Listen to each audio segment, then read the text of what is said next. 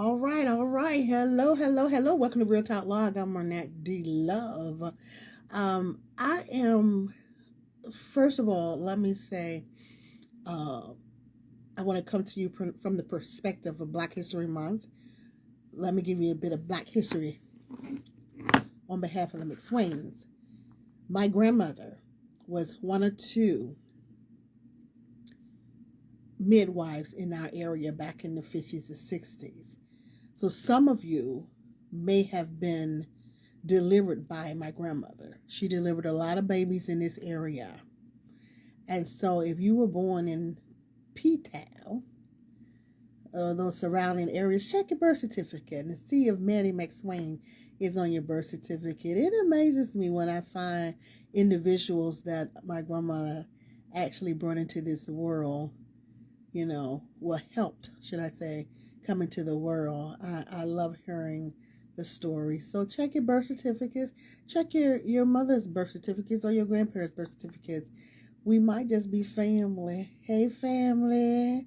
And that's a bit of the McSwains Black history.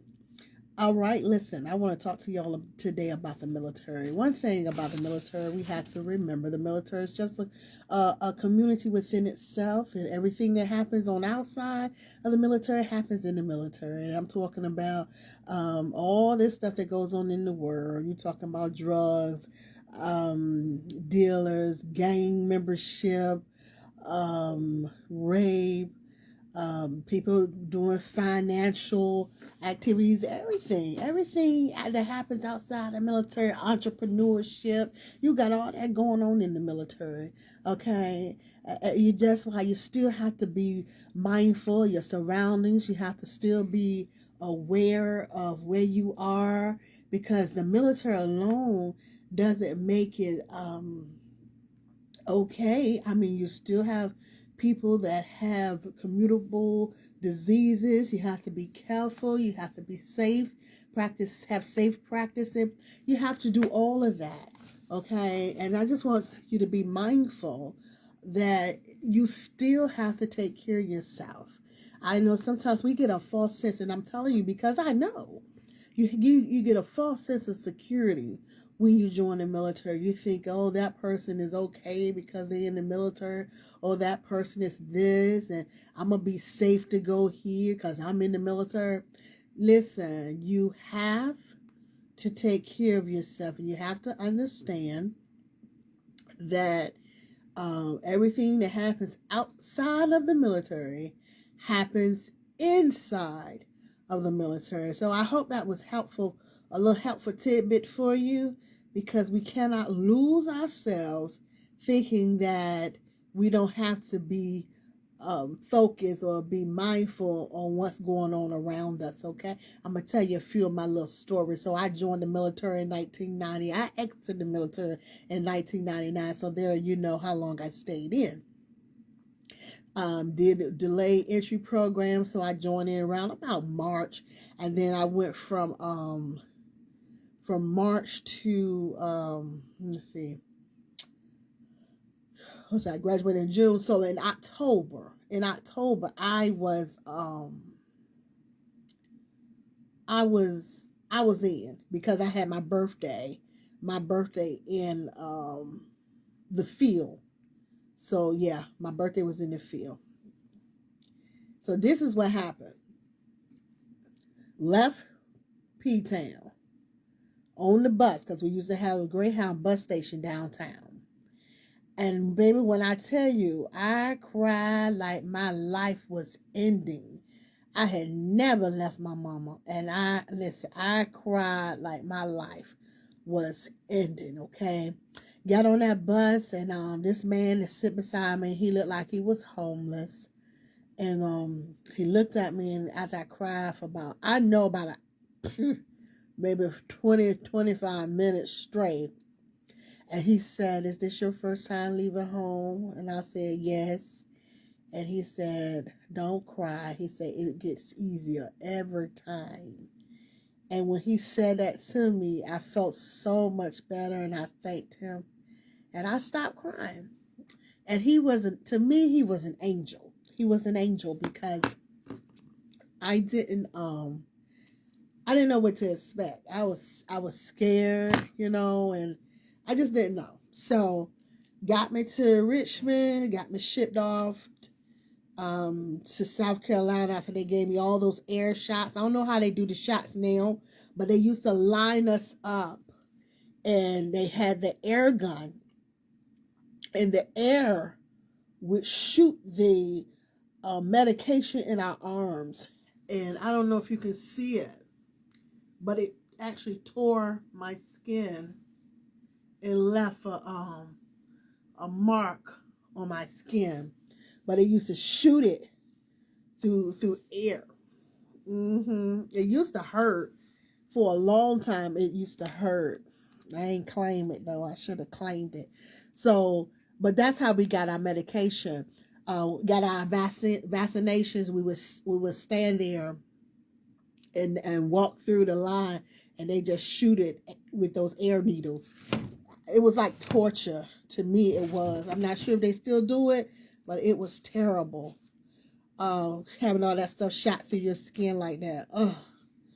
And we bleeding, and it was crazy. But so anyway, we went on to training. I trained at Fort Jackson, South Carolina, and took my basic training. So I was scheduled to come back to Fort Lee in Virginia so I could be close to home for my AIT. Well, okay, guess what? The war was going on. The Desert Storm was going on. And so they told me in order to save on the finances, they were not going to send me home for AIT. So there we go. I'm crying again because you done lied to me. I'm like, y'all done got me up in this man's military, and you done lied to me. You done lied to me. You know what I'm saying? And so now I'm like, I ain't come in for no war. I came in to get this college money because that's how they sold it to me. I wanted my money for college, and I wanted to get on up out of there, because at that moment in time, I'm ready to go back to school, okay? Because y'all done lied to me. And one thing about me, I'm real harsh on being lied to. I can't stand a liar. When I identify you as a liar, let me tell you something. For the most part, whatever you say goes out the door. A liar is a liar is a liar. I'm just trying to tell you a lie. I'd rather not say anything to you than to lie to you. I'd rather not answer your questions, okay, than to lie to you. So when they told me that I was not going home for AIT, I said, now the military done lied to me. They liars. Yeah, you had a reason, you had an excuse, but that still doesn't negate the fact that in my contract, in my paperwork, it said that I was going to AIT at Fort Lee so that I could be close to my mama and my daddy. So, okay. So I went on, I did AIT there. They had us on hold for a while because they didn't know whether or not they was going to send us straight to the war, right?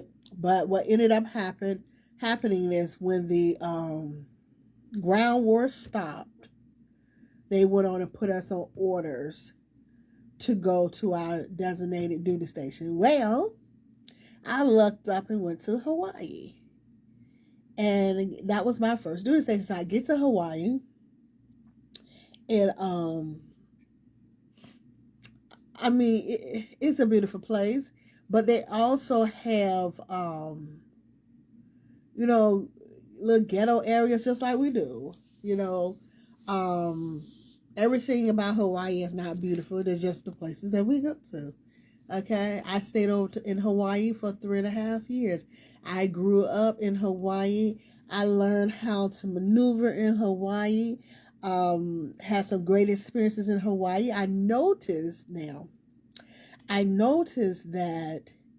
when I was there, let me say this, when I was there, the local men, yeah, they might date you. They might, be fascinated with you. But 9 times out of 10, they're not taking you home to see mama. No, you're not going home with them. But, they'll deal with you. You know what I'm saying? But you're not going home. You're not going to see their mother. But have fun. That was when I was there. So I don't know how they do now, but I know them guys are, you're not going home. So excuse me. We used to, I used to get in the clubs. I ain't gonna say sneak in the clubs. They used to allow me to come in the clubs because I was a good girl. I was underage, but I would come in the clubs and they made me, don't drink, don't do nothing, just dance. And I was like, okay. And I used to be all down in Honolulu, up in them clubs. I ain't gonna lie. I used to be up in there. And so one day I went with my friend. We went to Honolulu and we met this real live pimp. Now, I don't know if I told y'all this story before, but it was a black guy. I mean, he had a little Jerry curl going on and everything. And my girlfriend was, real light skin with long hair. So he was staring in her face. She was sitting on the corner on a step. And I'll never forget it. He was staring at her face. And she was like, "What are you staring at me for?" He said, "Because I thought you was one of my girls and I was trying to figure out what you're doing and blah, blah, blah, blah, blah." And she was like, "No, I have a job." She was talking trash to us after smack. So he said, "Hey, what do y'all do?" And we were like, "Well, we're in the military." He said, "Oh, okay." He said, "Well, y'all want to hang out with me?" And we were like, "Okay, sure." Listen, y'all, no lie to you. We done walked the strip in Hawaii with this pimp. And we just watched how he worked, how the women worked. He's like, "Watch this. Watch her bring me my money."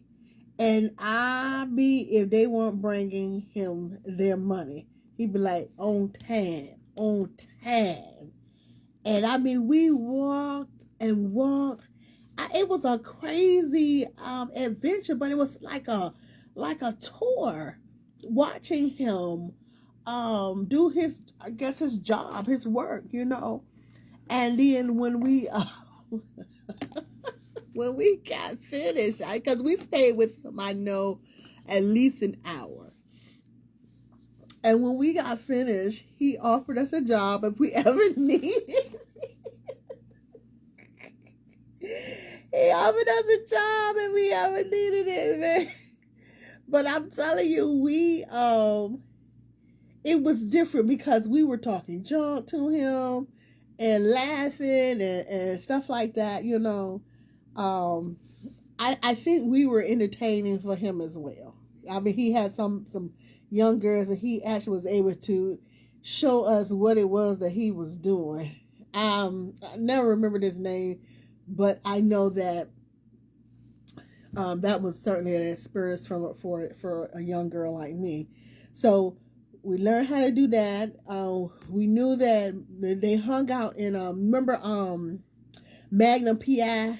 If y'all ever watched the show Magnum PI, the black guy that was on his show had a restaurant, well, a lounge, like a club in the Honolulu called Teddy P's, and that's mostly where old boy and them used to hang out with their women at Teddy P's, Teddy B's.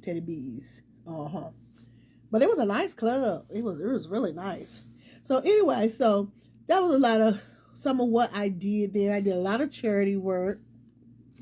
Joined my first sisterhood in Hawaii. I did, I used to work at the reception station, so I would meet everybody when they first get on the island, which was exciting because nobody got past me. Nobody got past me. You didn't get on that island without seeing love. So everybody knew who I was, that girl at the reception station at Work Supply. That's who I was. And so my adventures consisted of this. I lived in the barracks at first, but I was not treated fairly. And this is what I'm trying to tell you. All of the stuff that goes on the outside goes on the inside. Prejudice, discrimination, all that stuff is in the military, but it's not as prevalent as it was. Okay, you can't, they try to do better, but it's still there. And even promotions, because when you're in the military, you are promoted. Well, let me say in the Army, when I was there, they promoted you merit up to E4, and then after that, you have to get you some points. So if you're thinking about going in the military, make sure while you're working, you're going to college and you're working on how you can get some points. When you first go in, start taking college courses and stuff like that, and start working on what helps you to get your points. So by the time you make E4, when you're eligible for the E5 position, you got enough points. And once your job position need people, they would drop the points, lower the points, or you will have enough points to meet the requirements to get promoted. Remember, up to the E6, you need points, okay? And I'm not sure how they do it now. I know that once you submit your packet for promotion, once you get promoted, they returned everything to us, okay? So work on your points if that's what you're trying to do. So, but going back to what I'm saying, that, you know, a lot of people was getting promoted before me because I had a mentality where I'm not going to kiss up to you. I've never been that person. I wasn't raised that way. And so because I wasn't that person that would kiss up to anybody or act like they're superior to me, you know, I didn't get favorable actions. I had to actually work for everything I have. I have always had to work for everything that I received. So I don't say anybody gave me anything, because I've always had to work for it and I had to work hard for it. I do not regret the hard work. I don't always like having to be so strong, but that's just how that's the cards I was dealt with. And so because I was, you know, the way I was, my supervisors didn't want to promote me because I wouldn't kiss up. And I'm just going to be honest with you. I would not kiss up. I would tell them, quit. Listen, I'm only 18 years old, or I'm only 19 years old. I still got time to go back to home, go to college. So I'm going to let me stay home and start my life. Y'all, you know, I'm not stuck. I didn't have any children. You know, I didn't have anyone depending on me. So I was not going to let people just treat me any kind of way. I couldn't. It was not, it just wasn't in the cards for me to be a gopher or to be a peon, to be what my mother used to say, and she hate that I say it now, but to be a flunky. I can't do it. And so, like I say, because that of my attitude, my mentality, promotion didn't come easy for me. So thank God I had a supervisor who was from my area, and he you know, loved me. He loved me, and he was like, "Look, Mac, I'm gonna get you up to E4 before I leave." He said, "I'm gonna get you there. I'm gonna get you there." And he told me, he said, "And after that, the rest is on your own." He's the reason I went back to school, because he said that I'm going to have to make sure that I set myself up, because nobody's going to give me anything because of my mentality. And he was absolutely correct. So I'm telling everybody, listen to me. If you have a strong will, if you're strong-minded, listen up. You have to set yourself up so nobody will have to give you anything. You have to take what's yours, okay? And listen, that's a message and a lesson, okay? And so he got me to E4 because, I mean, he went in there and he was like, "Well, why isn't Matt getting promoted? This person was here after her. What is going on?" And then they were make up lies on me and say that I was having parties and stuff in the barracks. I didn't have no parties. I was a homebody for real for a while. And I would just be in my room. And I would come out of the room, and the sergeant that was living on the floor a few doors down from me, he would throw parties, and they would be out there spitting tobacco in the floor. I mean, these parties were wild. And he was the one telling the supervisor, the first sergeant, that I was having parties. So when I got tired of it, I started taking pictures. Started taking pictures of the tobacco that was in the floor, where they done spat in the floor. Because I was the lowest ranking, I had to clean that stuff up, and it was making me sick, you know. And so I told my supervisor about it, and I showed him the pictures and everything. And so one day he came, and he knocked on my door. He said, "I'm gonna be in the office," and he was like, "And don't say nothing and don't come in here." And he stayed there all night while old boy was throwing the parties and spitting in the floor and all that stuff. And then he was able to vouch for me. And he told the supervisor, the first time, he said, "I'm going to take her to IG to put in a harassment complaint." This, I'm telling you, this my supervisor won't no joke. He said, "I'm going to show her what to do when she's being mistreated." And he told me, he said, "If anybody say anything to you, tell them you're going to IG." And I said, "Okay." And that's what I did. And I said, you know, they were like, "Hey, you want to live off post? You want your own house? You want your..." Sure did. Gave me money to live off post. But the catch was I had to live with the roommate that I already had. That was the only catch, because they was only going to give me half, and they was going to give her the other half for us to have a house together. Their justification was they needed the rooms for the new intake, and that's how they ended up getting us approved to live off post. So I was about 19 years old with my own apartment, and I didn't have to pay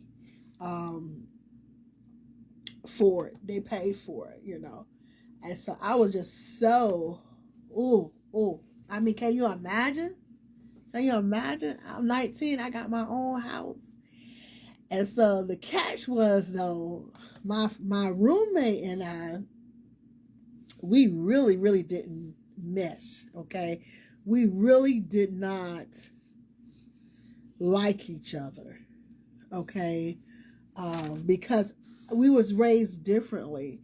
I was raised to keep the house clean and clean up behind myself, and she wasn't.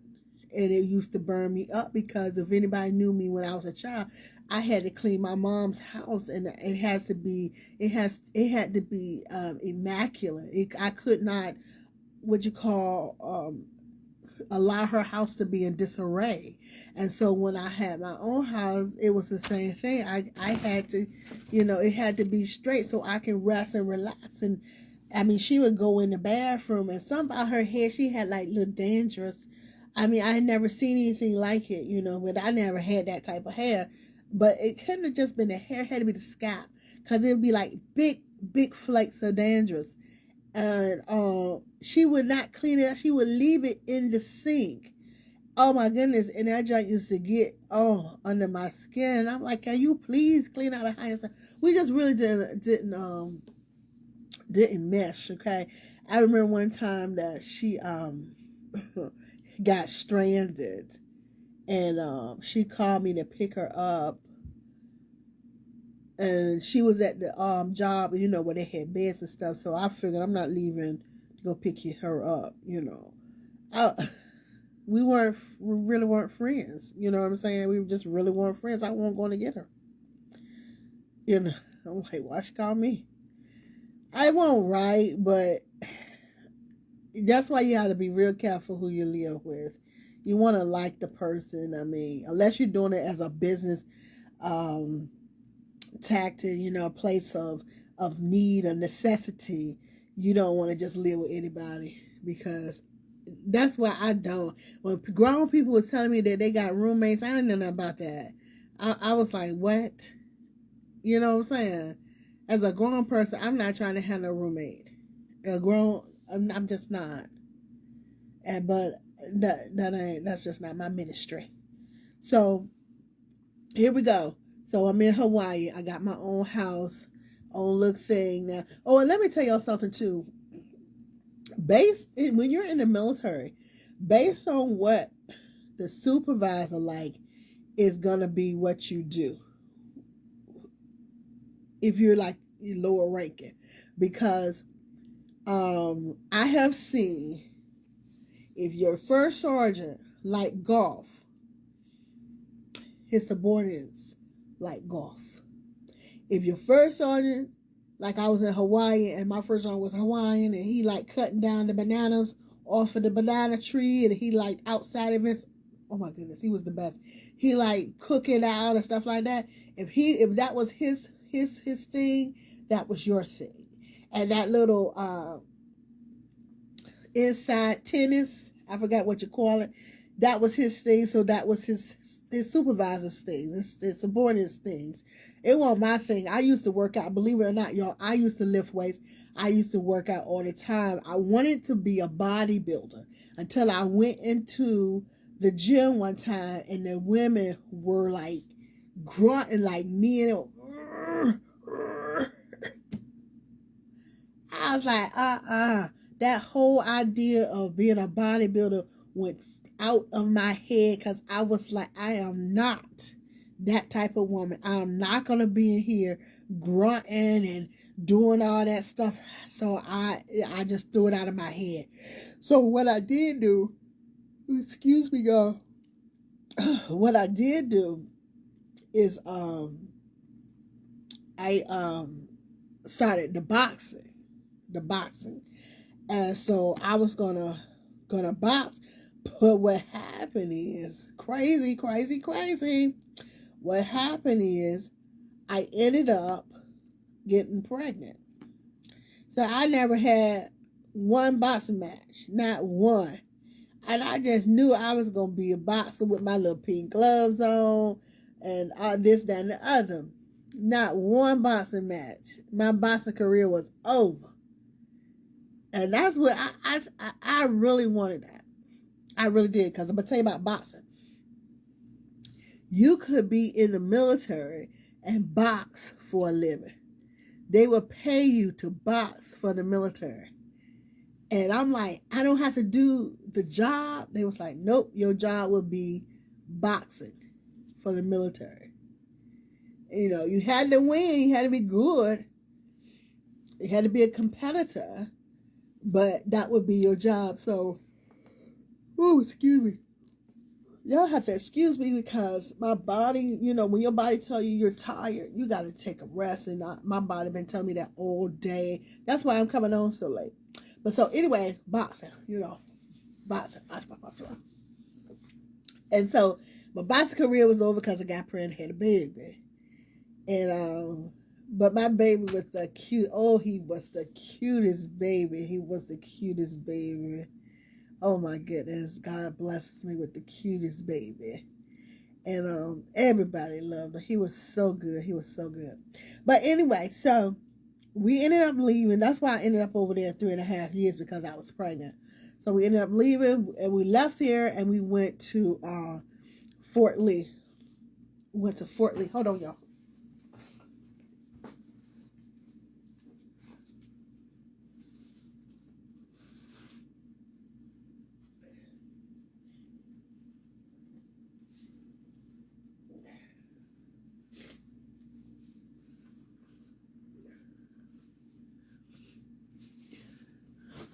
Okay, I'm back. Went to Fort Lee, Virginia. Got to Fort Lee. And it was okay because my father was there, and so it was a little it was all right. A little easier for me. Had a bunch of adventures in Fort Lee, man. Excuse me, a bunch of adventures. Because I'm gonna tell y'all this too. For those of you who are going in the military, let me talk to the women. Now I don't know what they do now, but when I went, every duty station, you were what they call new meat. Okay? It was like the men just used to sit back and wait to see who was coming in. Okay?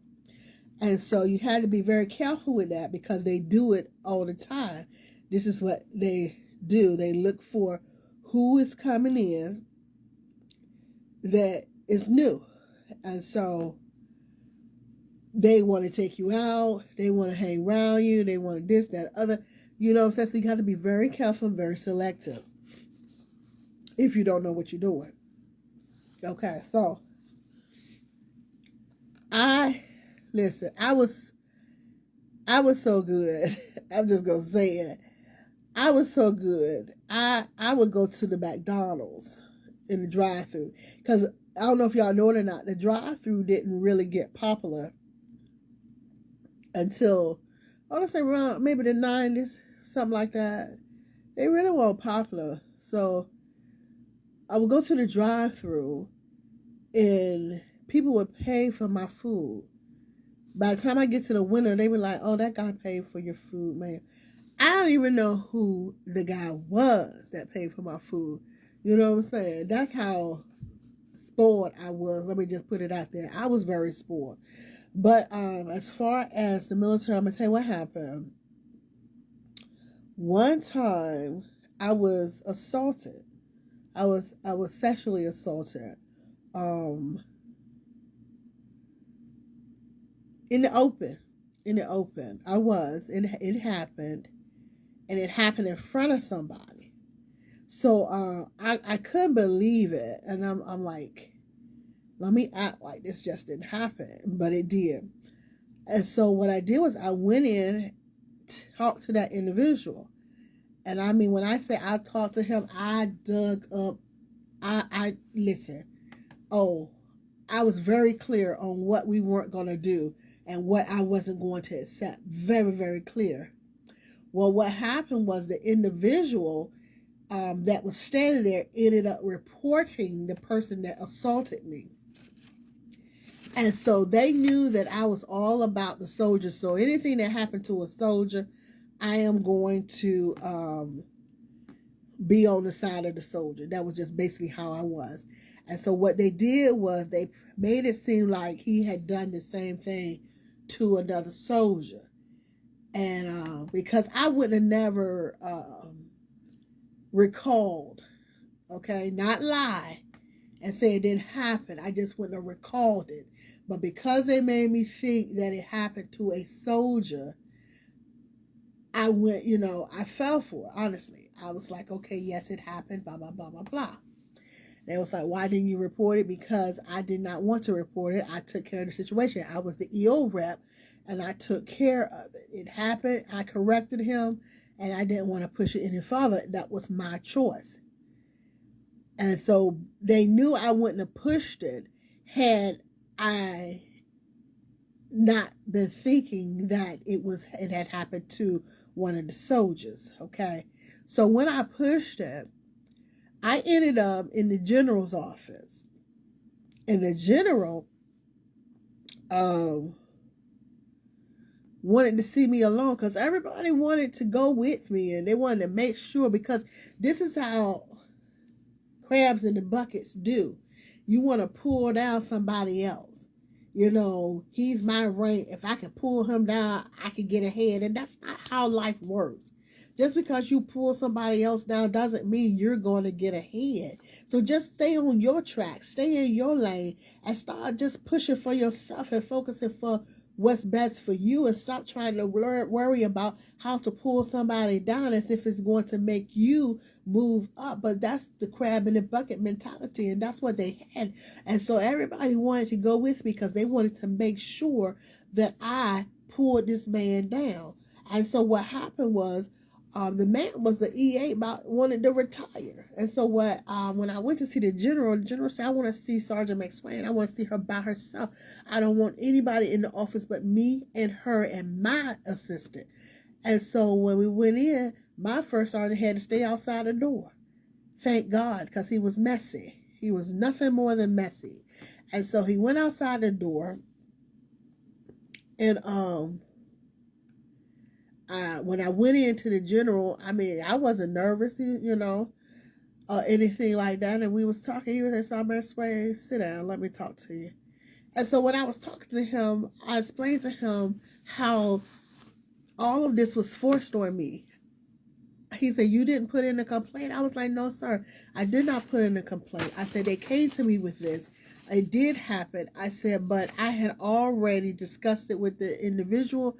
I had already told him that it was inappropriate and it is to not happen again. I did not push for a complaint. The only reason I admitted to it or recalled was because they said he did something to a soldier, and I was not going to leave the soldiers unprotected." I said, and that's the only reason. I said, had I now known that they had lied to me about that, I would not have admitted to this, went through with it. He said, "So what do you want me to do?" I said, "Sir, I do not want you to demote him. I'm asking you to allow him to retire." I said, he worked all this time. I'm asking you to allow him to retire. I am not looking for nothing more than that. I say it's already out. I said, but I do not, please do not, stop his retirement. Baby, they took his first sergeant, Diamond, but they did let him keep his rank. They allowed him to retire. And when he saw me, we were in the NCO club, and everybody was standing around, and he came to me and he hugged me. He hugged me because the general told him what I asked for. And he was thankful that I did not throw him under the bus. The reason that I did not report him was because he was drunk. When he assaulted me, he was drunk. He had been drinking. Apparently he had a problem with drinking, and his mind wasn't in the right place. When I did not tell them that because I did not want to get him into any more trouble that he was drunk on duty. But he was drunk. He had been drinking. And that is why I did not push anything on him, because I understood that the stress for some people is unbearable. And we deal with it, in different manners. And so I didn't want to be the cause of his problem to be worse than what it was. So I did not report him. And I just talked to him and made him aware that he needs to be mindful of what he's doing while he's at the workplace. And so I was glad. I mean, and don't get me wrong, I had got into it with people because they was like, "Why did you tell on him?" and this, and I had to explain to him, first of all, I didn't report him. Second of all, he did do it, so let's not get it twisted, And I figured, so I'm supposed to be assaulted, or someone else supposed to be assaulted, and just deal with it because y'all get mad. And that's why I'm like I am now, because I'm going to do what's best for me. I'm going to always do what's best for me. And it doesn't matter to me who gets upset. It doesn't matter who gets mad. I'm going to do what's best for me. And that's what I recommend, that you do what's best for you in your life. We can't sit here and worry about who's upset because we didn't do stuff the way they think we should do it. Who gave them that authority over somebody else's life to determine what somebody should do? That's the problem with people these days. They put too much emphasis on their, what can I say, their importance. You're important to you and your people, your family. You're not important to these people over here when it comes to their business. Stay in your lane. What you want, that's fine, but want it for yourself and yours. Stay out of other people's business. That right there gonna get a lot of folks in trouble because they can't mind their business and they think that they are so important that what they say about somebody else means something. It means absolutely nothing. It really does. Or does not. Okay? So, and that was the whole thing. Somebody gonna try to correct me on something that did happen that was really inappropriate, but you didn't know what was going on, the whole thing. So they walk around mad at me. No, don't be mad at me. Be mad at that one over there that reported it, because I did. I did report it. And so when they saw him hug me, that's when their mouths dropped. Everybody was looking like, what in the world? Why is he hugging her? She reported him, blah, blah, blah. And they had no idea that it was not me. Okay? So that was one of the little scandals I was in. But let me tell you about this scandal that was going on. So we had a soldier, and I was in a unit. I was in a a training unit. That's why I was a supply sergeant in a training unit. And so we had this staff, let me just call him a staff, who was dealing inappropriately with one of the trainees. And so he had to go to court. So ended up going to court. So he had to get some character witnesses, right? Be careful who your character witnesses are, whether it's military or whether it's civilian life. Be very careful who you choose to be your doggone character witness. Because let me tell y'all this. He chose a character witness that had a hectic background, okay? And I'm going to say this and then we're going to leave. This woman went up there to be a character witness. Now, I was in the courtroom. I was in the courtroom. And the woman was sitting there to be his character witness. Now, me and the lady didn't get along. We really didn't. We didn't because it was a man thing. It was like she was competing with me. I won't compete with her. You know what I'm saying? I didn't have to.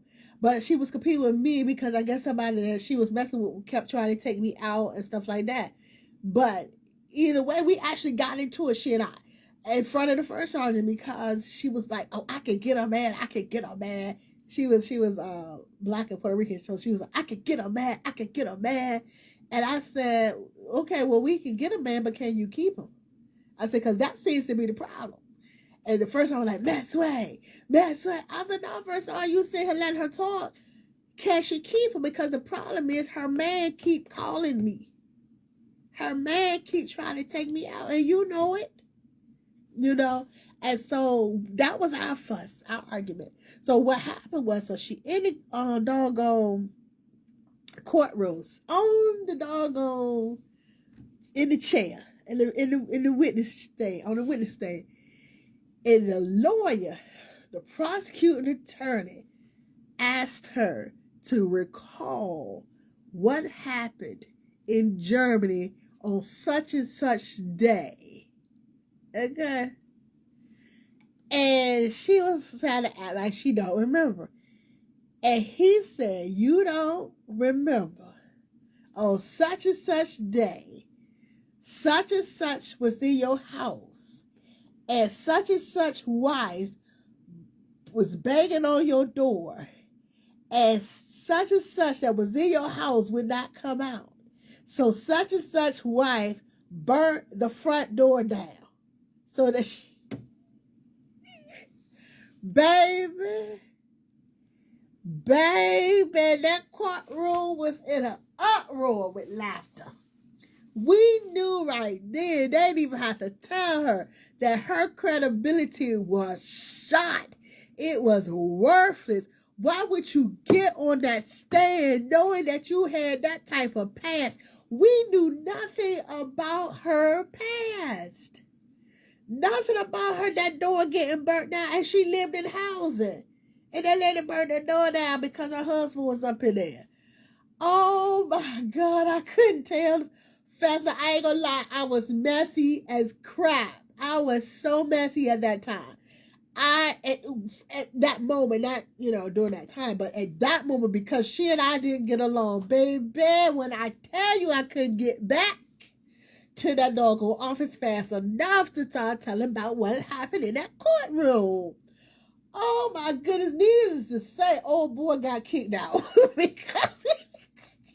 because he wasn't no good, and neither was his doggone witness.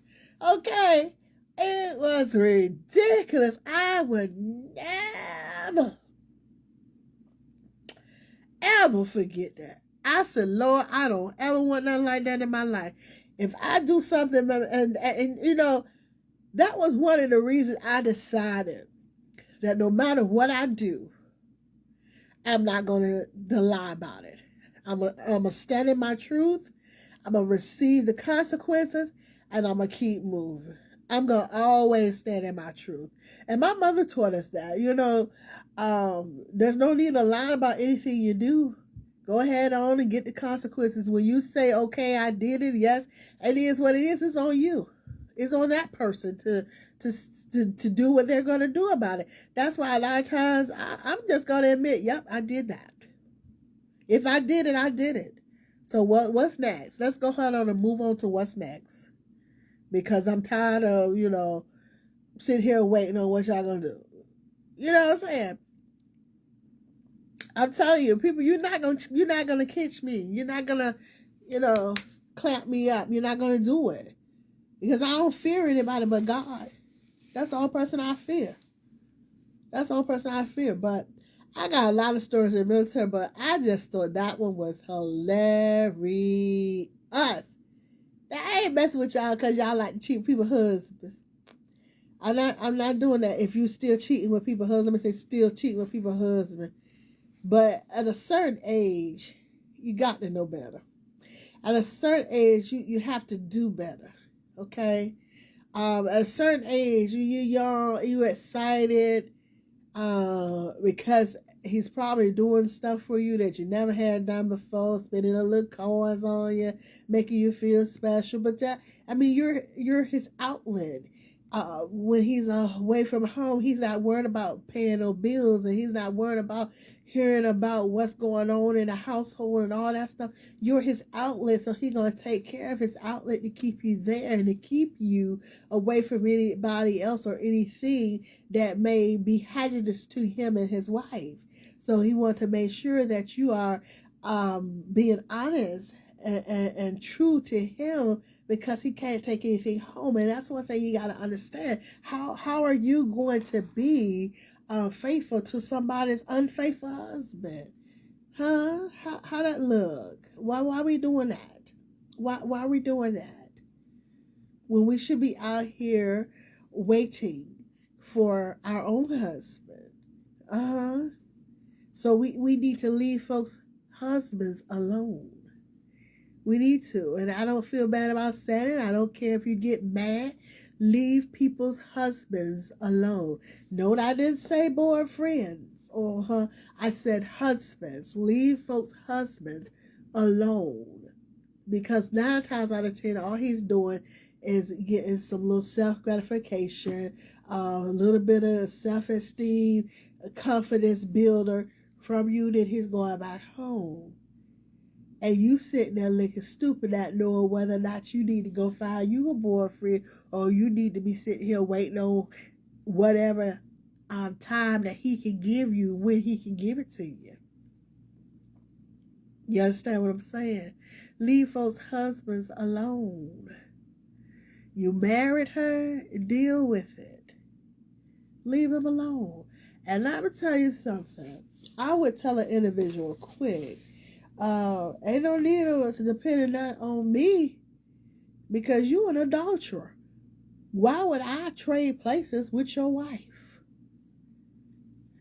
It makes no sense to me.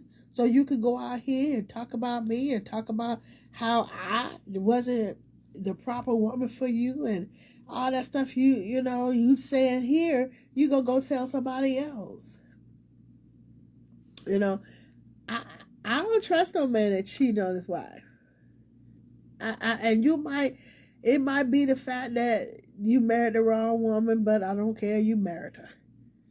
And you might even be good to the next one and not cheat on her even. You might, but I can't take that chance. I can't. If a person is not happy with their spouse, and this is just my opinion, you can think what you want to think. Don't get mad at me. Start talking trash because it ain't going to go like you think it's going to go. If a person is not happy in their marriage, let them handle that first. Okay? Don't act like you fixing anything because you're not. Let them handle that. And once that's settled, then you see what it worked between y'all. That's the most respectful thing to do. And if he or she is willing to do that, that's a good look for you. That should let you know that, okay, he will do the same for me. He will finish this. He won't go out and just cheat on me like he did her. I'm telling you, you got so much of that going on in the military. But let me tell you one thing about when I was in the military. It just wasn't uncommon for two soldiers, male, female, to go out and have lunch and it'd be strictly platonic. It wasn't uncommon. It wasn't uncommon for me, but when you think about it, you wonder, well, what is his wife thinking? Or what would her husband think about this?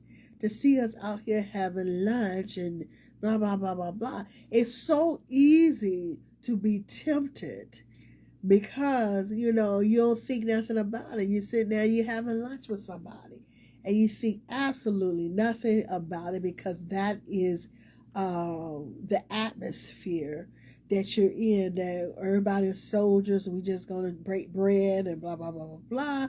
But what happens is you breaking bread and then you're talking and you're talking and talking, and somebody say something slick, then the next person respond, then you got a little spark going, and bam, you got problems. So if you're in the military, let me tell you this: don't go out and have lunch one-on-one. Try to think about how you would feel if this was your spouse about that. Would you accept it? Would you think it was just okay? Be mindful of that, because I'm telling you what happens.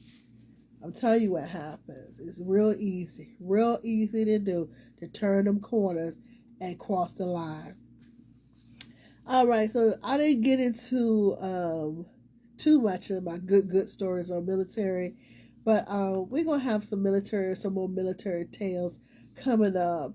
I did want to just come to you and talk a little story, because I hadn't given you any stories in a long time.